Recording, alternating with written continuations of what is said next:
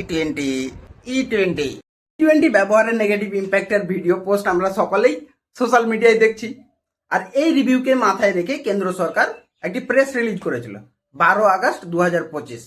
এই প্রেস রিলিজে জানিয়েছিল ই20 ব্যবহারের ফলে যে কোনো গাড়ির বিরাট ক্ষয়ক্ষতি হয়ে যাচ্ছে বা তার পারফরমেন্স খুবই কমে যাচ্ছে, এরকম কোনো তথ্য আমরা পাইনি।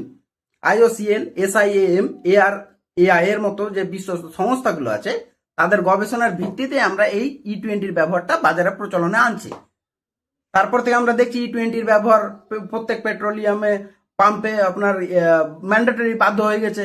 তারপর থেকে আবার গাড়ির খারাপ অবস্থা ভিডিও আমরা সোশ্যাল মিডিয়ায় দেখছি।